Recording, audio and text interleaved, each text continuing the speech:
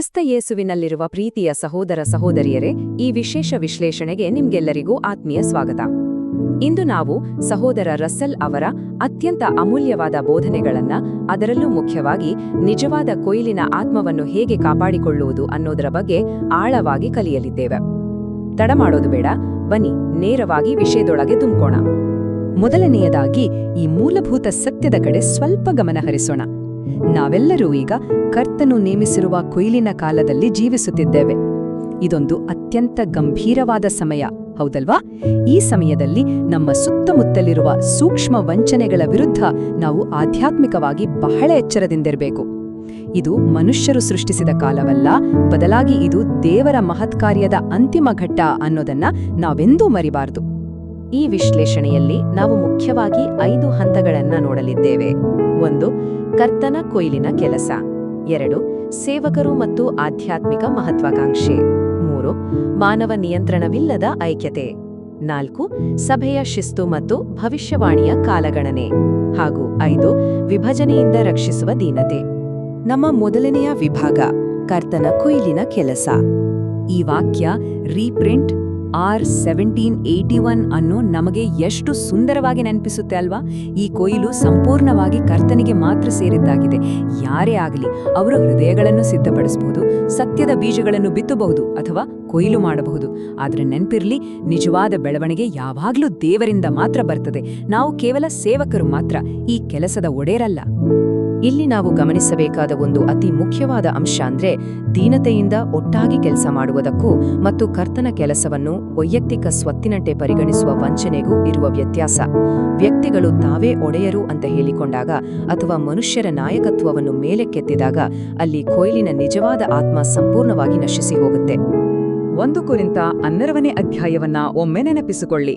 Reprint R1781 ನಮಗೆ ಸ್ಪಷ್ಟಪಡಿಸುವಂತೆ ದೇವರ ದೃಷ್ಟಿಯಲ್ಲಿ ಯಾವ ಸೇವೆಯೂ ಚಿಕ್ಕದಲ್ಲ.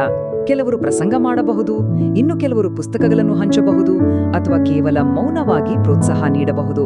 ಕೇವಲ ಬೇಡಿಕೆಯ ಮೇಲೆ ಕಾಣುವ ಸೇವೆಗಳನ್ನು ಮಾತ್ರ ಶ್ರೇಷ್ಠ ಅಂತ ಪರಿಗಣಿಸುವ ಅಪಾಯದಿಂದ ನಾವು ಖಂಡಿತವಾಗಿಯೂ ದೂರವಿರಬೇಕು. ಹಾಗಾದ್ರೆ ಇದರ ಅಸಲಿ ಅರ್ಥವೇನು? ನಮ್ಮ ಪಾತ್ರಗಳು ಬೇರೆ ಬೇರೆ ಆಗಿರಬಹುದು, ಆದರೆ ಅವು ನಮ್ಮಲ್ಲಿ ಆಳವಾದ ಆಧ್ಯಾತ್ಮಿಕ ಐಕ್ಯತೆಯನ್ನು ಬೆಳೆಸಬೇಕು. ಎಲ್ಲರೂ ಒಂದೇ ರೀತಿಯ ಸೇವೆ ಮಾಡಬೇಕು ಅಂತ ಬಲವಂತ ಮಾಡೋದಲ್ಲ. ನಮ್ಮ ಸೇವೆಗಳಲ್ಲಿ ವ್ಯತ್ಯಾಸಗಳಿರಬಹುದು, ಆದರೆ ನಮ್ಮ ಆತ್ಮದಲ್ಲಿ ನಾವೆಲ್ಲರೂ ಒಂದಾಗಿರಬೇಕು. ಈಗ 2ನೇ ವಿಭಾಗಕ್ಕೆ ಬರೋಣ, ಸೇವಕರು ಮತ್ತು ಆಧ್ಯಾತ್ಮಿಕ ಮಹತ್ವಾಕಾಂಕ್ಷೆ. ಇದು ನಾವು ಬಹಳ ಎಚ್ಚರಿಕೆಯಿಂದ ಕೇಳಬೇಕಾದ ಮಾತು. ವೈಯಕ್ತಿಕ ಹೆಮ್ಮೆ ಅನ್ನೋದು ಹೇಗೆ ನಮ್ಮ ಐಕ್ಯತೆಯನ್ನೇ ನಾಶಪಡಿಸುತ್ತೆ, ಪವಿತ್ರಾತ್ಮವನ್ನ ನಂದಿಸುತ್ತೆ ಮತ್ತು ಅಂತಿಮವಾಗಿ ನಮ್ಮನ್ನ ಕರ್ತನ ಸೇವೆಗೆ ಅನರ್ಹರನ್ನಾಗಿ ಮಾಡುತ್ತೆ ಅನ್ನೋದನ್ನ ಇದು ಎತ್ತಿ ತೋರಿಸುತ್ತೆ. ಉತ್ಸಾಹದ ಮುಖವಾಡ ಹಾಕೊಂಡು ಬರುವ ಅಹಂಕಾರವನ್ನ ನಾವು ಗುರುತಿಸುವುದು ಅತಿ ಮುಖ್ಯ. ನನ್ನದೇ ಸರಿ ಅನ್ನೋ ಅಹಂಕಾರ ಮತ್ತು ಸ್ವಕೇಂದ್ರಿತ ಬೋಧನೆಗಳನ್ನು ನಾವು ನಿಯಂತ್ರಿಸದೆ ಹೋದರೆ ಅವು ಸಭೆಯನ್ನು ಎಷ್ಟು ಸುಲಭವಾಗಿ ಒಡೆಯಬಲ್ಲವೋ ಅನ್ನೋದನ್ನ ನಾವಿಲ್ಲಿ ಸ್ಪಷ್ಟವಾಗಿ ನೋಡಬಹುದು. ನಾವು ಈ ಮಹತ್ವಾಕಾಂಕ್ಷೆಯಿಂದ ದೂರವಿದ್ದು ದೀನತೆಯಿಂದ ಕೇವಲ ಪ್ರಸ್ತುತ ಸತ್ಯಕ್ಕೆ, ಅಂದರೆ ಪ್ರೆಸೆಂಟ್ ಟ್ರೂತ್ಗೆ ಮಾತ್ರ ನಿಷ್ಠರಾಗಿರಬೇಕು. ಮುಂದಿನ ವಿಭಾಗ, 3ನೇಯದು, ಮಾನವ ನಿಯಂತ್ರಣವಿಲ್ಲದ ಐಕ್ಯತೆ. ನಾವಿಲ್ಲಿ ಮರೆಯಬಾರದ ಒಂದು ವಿಷಯ ಅಂದ್ರೆ ಸಹೋದರ ರಸ್ಸೆಲ್ ಅವರು ಎಂದಿಗೂ ಕುರುಡು ವಿಧೇಯತೆಯನ್ನ ಬೋಧಿಸಲಿಲ್ಲ. ಬದಲಾಗಿ ಸತ್ಯಕ್ಕೆ ಸಮತೋಲಿತ ನಿಷ್ಠೆಯನ್ನ ಬೋಧಿಸಿದ್ರು.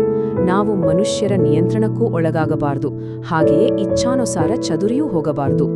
ವೇದವಾಕ್ಯದ ಮಿತಿಗಳೊಳಗೆ ಕ್ರಿಸ್ತನೇ ನಮ್ಮ ತಲೆ ಅನ್ನೋದನ್ನ ಒಪ್ಪಿಕೊಂಡು ಸ್ವಾತಂತ್ರ್ಯವನ್ನು ಅನುಭವಿಸುವುದೇ ನಿಜವಾದ ಮಾರ್ಗ.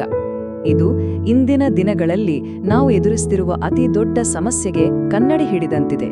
ವಿಶ್ವಾಸಿಗಳಾದ ನಾವು ಮೂಲಭೂತ ಸತ್ಯದ ಮೇಲೆ ನಿಲ್ಲುವ ಬದಲು ಸಂಘ ಊಹೆಗಳ ಮೇಲೆ ಹೆಚ್ಚು ಒತ್ತು ನೀಡಿದಾಗ ಸಭೆಯಲ್ಲಿ ವಿಭಜನೆಗಳು ಹುಟ್ಟಿಕೊಳ್ತವೆ. ದಯವಿಟ್ಟು ನೆನಪಿರ್ಲಿ, ನಮ್ಮ ಊಹೆಗಳು ಎಂದಿಗೂ ನಮ್ಮನ್ನು ಪ್ರತ್ಯೇಕಿಸಬಾರದು. 4ನೇ ಪ್ರಮುಖ ವಿಭಾಗದತ್ತ ಸಾಗೋಣ, ಸಭೆಯ ಶಿಸ್ತು ಮತ್ತು ಭವಿಷ್ಯವಾಣಿಯ ಕಾಲಗಣನೆ. ಶಿಸ್ತು ಅಂದ್ರೆ ನಮ್ಮನ್ನ ಕಟ್ಟಿ ಹಾಕುವ ನಿಯಂತ್ರಣ ಅಲ್ಲ, ಬದಲಿಗೆ ಅದೊಂದು ಭದ್ರವಾದ ರಕ್ಷಣೆ. ಸಂಘಟಿತ ಸಭಾಧ್ಯಯನವನ್ನ ತಿರಸ್ಕರಿಸುವುದು ಒಂದು ದೊಡ್ಡ ತಪ್ಪು. ಯಾಕಂದ್ರೆ ನಿಜವಾದ ಸ್ವಾತಂತ್ರ್ಯ ಅಂದ್ರೆ ಗೊಂದಲ ಸೃಷ್ಟಿಸುವುದಲ್ಲ, ಬದಲಿಗೆ ಪರಸ್ಪರ ಗೌರವಯುತವಾಗಿ ಮತ್ತು ಸಂಘಟಿತವಾಗಿ ಸೇವೆ ಮಾಡುವುದು. ಸಂಪುಟ 2, 3 ಹಾಗೂ ರಿಪ್ರಿಂಟ್ R2736ರಲ್ಲಿ ಸ್ಪಷ್ಟವಾಗಿ ತಿಳಿಸಿರುವ ಹಾಗೆ ಭವಿಷ್ಯವಾಣಿಯ ಕಾಲಗಣನೆ ಕೇವಲ ಒಂದು ಊಹೆಯಲ್ಲ, ಅದು ನಮ್ಮ ನಂಬಿಕೆಯ ಅಡಿಪಾಯ. ಈ ಕಾಲಗಣನೆಯನ್ನು ನಾವು ಕೈಬಿಟ್ರೆ ಪರೋಸಿಯ ಬಗೆಗಿನ ನಮ್ಮ ತಿಳುವಳಿಕೆ ಸಂಪೂರ್ಣವಾಗಿ ಮಂಕಾಗಿ ಬಿಡುತ್ತದೆ. ಕೊನೆಯದಾಗಿ ಮತ್ತು ಅತ್ಯಂತ ಮುಖ್ಯವಾಗಿ 5ನೇ ವಿಭಾಗ, ವಿಭಜನೆಯಿಂದ ರಕ್ಷಿಸುವ ದೀನತೆ. ಈ ಎಲ್ಲ ಸೂಕ್ಷ್ಮ ವಂಚನೆಗಳಿಂದ ನಮ್ಮನ್ನು ಕಾಪಾಡುವ ಅಸ್ತ್ರ ಯಾವುದು ಅಂತ ಯೋಚಿಸ್ತಿದ್ದೀರಾ? ಅದೇ ದೀನತೆ. ನಮ್ಮ ಹೃದಯದಿಂದ ದೀನತೆಯನ್ನು ತೆಗೆದುಹಾಕಿದ ಮರುಕ್ಷಣವೇ ವಿಭಜನೆ ಶುರುವಾಗುತ್ತದೆ ಮತ್ತು ನಿಷ್ಠೆಯ ಜಾಗದಲ್ಲಿ ವೈಯಕ್ತಿಕ ಮಹತ್ವಾಕಾಂಕ್ಷೆಗಳು ಬಂದು ಕೂರುತ್ತವೆ. ಈ ವಂಚನೆಗಳಿಗೆ ನಾವು ಬಲಿಯಾಗದಿರೋಣ. ನಮ್ಮ ಸಮರ್ಪಣೆಯ ಅಸಲಿ ಪರೀಕ್ಷೆ ನಡೆಯೋದೇ ಇಲ್ಲಿ. ಯಾರು ಗಟ್ಟಿಯಾಗಿ ಮಾತಾಡ್ತಾರೆ ಅಥವಾ ಯಾರು ಹೆಚ್ಚು ಜನರನ್ನು ಸೇರಿಸ್ತಾರೆ ಅನ್ನೋದು ಮುಖ್ಯವಲ್ಲ. ಯಾರು ಕ್ರಿಸ್ತನ ನಾಯಕತ್ವಕ್ಕೆ ದೀನತೆಯಿಂದ ತಲೆ ಬಾಗುತ್ತಾರೆ ಅನ್ನೋದೇ ಅತಿ ಮುಖ್ಯ. ದೀನತೆಯೇ ನಮ್ಮ ಅತ್ಯುನ್ನತ ಆಭರಣ. ಈ 5 ಶಕ್ತಿಯುಕ್ತ ತತ್ವಗಳು ನಮ್ಮೆಲ್ಲರಿಗೂ ಕಾಯಂ ರಕ್ಷಣೆಯಾಗಿ ನಿಲ್ಲಲಿ. ಕ್ರಿಸ್ತನೇ ತಲೆ, ಸತ್ಯವೇ ಅಳತೆಗೋಲು, ಐಕ್ಯತೆಯೇ ರಕ್ಷಣೆ, ದೀನತೆಯೇ ಆತ್ಮ ಮತ್ತು ಸಹಕಾರವೇ ಸಮರ್ಪಣೆಯ ಪುರಾವೆ. ಈ ಕೊಯ್ಲಿನ ಕಲಸದ ಉಳಿದ ಭಾಗದುದ್ದಕ್ಕೂ ಇವು ನಮ್ಮ ದಾರಿದೀಪವಾಗಿರಲಿ. ಅಂತಿಮ ಕೊಯ್ಲು ಪೂರ್ಣಗೊಳ್ಳುವವರೆಗೆ ಯಾವುದೇ ಹೆಮ್ಮೆ ಅಥವಾ ವಿಭಜನೆಯಿಲ್ಲದೆ ನಿಷ್ಠಾವಂತ ಸಹಸೇವಕರಾಗಿರಲು ಕರ್ತನು ನಮ್ಮೆಲ್ಲರಿಗೂ ಸಹಾಯ ಮಾಡಲಿ. ಈ ಅಧ್ಯಯನ ಖಂಡಿತವಾಗಿಯೂ ನಮ್ಮನ್ನ ಎಚ್ಚರಿಸಿದೆ ಅಂತ ಭಾವಿಸ್ತೀನಿ. ಹಾಗಾದ್ರೆ ಯೋಚನೆ ಮಾಡಿ, ಕ್ರಿಸ್ತನ ನಾಯಕತ್ವಕ್ಕೆ ನಾವು ಸಂಪೂರ್ಣವಾಗಿ ಶರಣಾಗಲು ಇಂದು ಯಾವ ವೈಯಕ್ತಿಕ ಹೆಮ್ಮೆಯನ್ನು ನಾವು ತ್ಯಜಿಸಬೇಕಾಗಿದೆ? ಮುಂದಿನ ಬಾರಿ ಮತ್ತೊಂದು ಆಸಕ್ತಿದಾಯಕ ವಿಶ್ಲೇಷಣೆಯೊಂದಿಗೆ ಭೇಟಿಯಾಗೋಣ. ಅಲ್ಲಿವರೆಗೆ ಆಧ್ಯಾತ್ಮಿಕವಾಗಿ ಎಚ್ಚರದಿಂದಿರಿ ಮತ್ತು ದೀನತೆಯಿಂದಿರಿ.